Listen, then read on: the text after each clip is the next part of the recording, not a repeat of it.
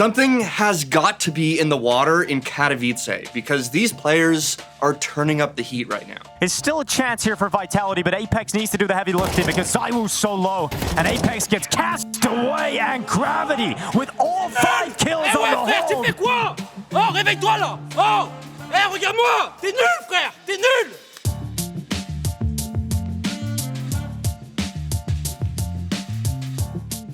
Before we get into today's video, I want to thank our sponsor, ESPN Bet. Look, here at theScore Esports, we know that just like us, you're all big sports fans too. And if you're looking to bet on sports, ESPN Bet is the absolute best place to do it. ESPN Bet is the official sportsbook of ESPN. Just like all of you, I am stoked for the big game coming up this weekend, and if you sign up now for ESPN Bet, you'll get $100 in bonus bets when you place your first $10 bet. Now let's get back to today's video. After Donk and Team Spirit cleaned up at Blast Bounty, I said we couldn't have asked for a better start to 2025, staring down the barrel of Katowice. Boy, has that proven to be true. We are now less than a day away from the playoff stage, and a ton of crazy shit has already happened, so let's catch up. Starting off with Imperial Female, as most of you know by now, they had a very impressive Mirage against Furia, taking them to overtime and just narrowly falling short. Despite getting absolutely hammered on map 2, and then again by Big, who knocked them out of the tournament, I think they still showed some impressive individual moments. This backstab has been a long time coming. Plant denied with 30 seconds left. They've entrusted this to Zaz in the clutch. Well, she failed him. Nades pulled. Caught in the open, but able to reposition. Zaz getting tricky with it. Up and over the smokes. Right now, but she's making this happen, and it's just Fallen left to beat. Two most experienced players on either side of their rosters. Zaz versus Fallen. Nade on the side. She plays right through it. Zaz turns up with a 1v3. People like to point out that they did get blown out and have still yet to win a map, but I don't know how fair that is, given that there have already been quite a few blowouts at this tournament between male rosters. Wildcard got 13-0'd by Liquid. Big went on to blast Heroic right after doing it to Imperial Female, so I don't know if any of this is that unique to Imperial, especially given that they don't play against these guys normally. Now, Furia has since dropped out of Cluj-Napoca, giving their spot to Imperial, so we will see them play again soon. But I do think the depth is still a very big question for this team. If they get the reps in, will they be able to compete at the top levels and make it to playoffs, let alone win a map? Listen, do I think that one day we will have female teams that can do just that? Absolutely. Do I think that we have those 5 women on the same team right now? I'm not sure. But what I do know is that Imperial Females makes a case for mixed teams. You can take some of these ladies and put them on male rosters, tier 2, maybe even tier 1, and see an improvement. And that is the future. That is how we see progress for women in esports, and I don't think Imperial's presence in these events can be discounted for that fact. Anyway, we gotta move on to the group stages of Katowice, because that is where shit really started to pop off. Starting with Vitality and their match against 3D Max. Vitality is of course a historically French roster. Despite that number dwindling, Apex has clearly enough passion to make up for that. 3D Max is of course an all-French roster, and combined, these two teams reminded us that the only thing the French hate more than everyone else is each other. Allô? Y'a pas de pause! T'es un noob! Non. Toi et toi, vous êtes des noobs! All it took was one run-of-the-mill pop-off from Apex, and it was off to the races for the young gun Gravity on 3D Max. It felt like every other round, this guy was taking shots across the room at someone on Vitality. FaZe! Oh! Tu prends la souris, tu cliques! Tu cliques! It's so good. Got Messi with a great headshot. Jocko gonna go down, and lucky Maka with the closer. T'es trop nul, frère! Tu pues la merde! Baissez ça! Check, frère!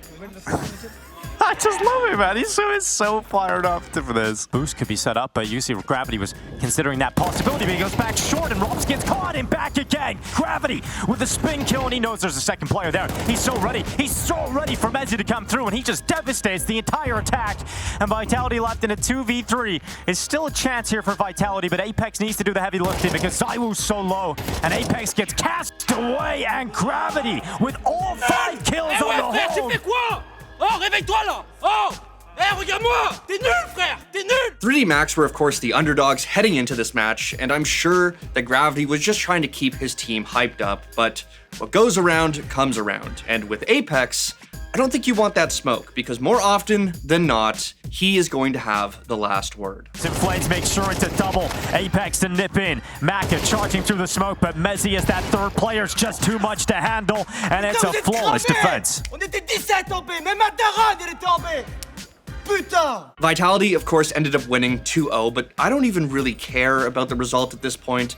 I just want to see these two back at it as soon as possible, because this was pure entertainment. And it didn't even stop there. Kerrigan, who's known to talk a little bit of shit here and there, was absolutely giving it to Big, even using some of his German for a little extra BM. Back of the side taps and getting closer. Even a lead sneaks out and he finds two more.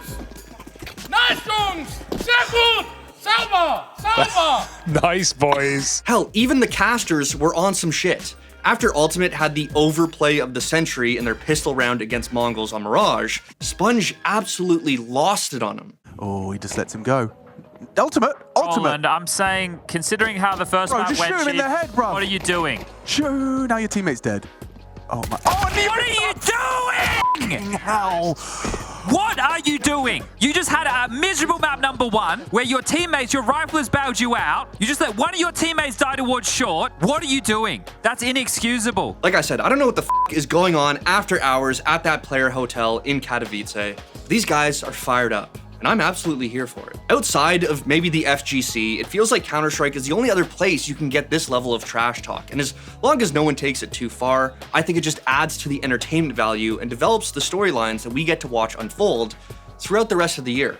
You tune in for the passion, you stay for the great CS. Now, on a more wholesome note, we did get to see NiKo's first match against his former team, and there was some playfulness between the two. However, CS always comes first, and in the end, G2 sent NiKo packing after they fumbled a 9-4 lead on the final map. Another early exit for NiKo on his new squad, but he clearly doesn't seem to take it too hard given that G2 were right behind him. All jokes aside, NiKo did have some words after the match, and it does seem that although we're early into this season, he understands the expectations this community has for his squad. I truly believe this was not the real face of us. I think that we have done much better on practice, and I think here it just came up maybe to nurse a bit of pressure that we want to show people that we have a good team, that, you know, we want to prove ourselves, and maybe that hurt us a little bit. Now, quick roundup, Na'Vi seems to be back in form, getting some revenge against Spirit, sending them down to the lower bracket for what feels like the first time in a while. Spirit, of course, bounced back and ended up qualifying, thanks in large part to Donk, surprise, surprise. Mongols also managed to make it to the playoffs, and hopefully this time they'll be able to shed their stage demons, and we could see a deeper push from them. Vitality also made it through alongside Virtus Pro, who have performed surprisingly well, but unfortunately, they will have to play without Flamus since his visa is set to expire literally next week, which is unfortunate and kind of odd. However, none of that seemed to matter because all eyes ended up being glued to the battle between FaZe and Eternal Fire for one of the final spots in the playoffs. As I spoke about in my recap of Blast Bounty,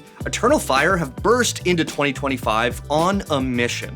But to get back-to-back playoff appearances, they would have to defeat FaZe, who despite being Ropsless, never make it easy. Because even after dropping the first map with only 4 rounds to their name, they managed to come back down 9-2 on Nuke to push the series into overtime not just once, not just twice, not just thrice, but 4 times. It was back and forth, edge of your seat gameplay between these two teams, an absolute slugfest, and some of the best CS you can ask for. Rain in a leash, a powered up Rain, albeit, but still shadow advantage. Santeres, triple mowdown! Santeres! The test is on for Badger. He's got a helping hand in Wicadia. Gun goes empty. Oh, the spray close! Oh, he can do it! Leading from the front with the triple. Looking like Santeres with the quad. Back to ramp, double ramp setup. Nice shot out of a leash, but there's Joda still in position. Struggling for most of this game. Santeres lines him up, and that's an edge Eternal Fire. Woxic double flashes. Wicadia off angle, empty-handed. And FaZe Clan emphasize ramp. 3 players on this retake.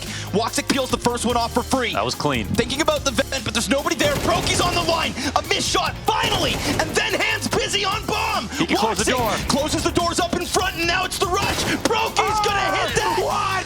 Are you kidding? Are you serious? Dodging the threat of the red peak, Rain gets clipped on the cross, and it's a 3v5 from FaZe demanded. Everybody's dead. Let's go again. Frozen out from Squeaky had all of that impact. Again. I have lost track of overtimes. Every time that you thought it was curtains for FaZe, they would find a way to get back in, even against Xantares, who nearly dropped 50 kills in what is one of the greatest individual performances the game has ever seen. Eternal Fire did end up powering through to get the win and secure their spot in the Katowice playoffs, but hats off to both the teams for what is an early contender for Map of the Year. I joked about that Vitality 3D Max series feeling like a grand final, but it was nothing in comparison to this, thanks in large part to the phenomenal casting job. It literally felt like we were about to watch Eternal Fire hoist the damn trophy. Woxic turns his attention over to the ramp. He misses his shot, and now you know damn well this retake is on. We've got two kits between Rain and Elige. Wicadia hangs on from the backside. Another trade from the double doors. It's all on the new piece, and he falters too.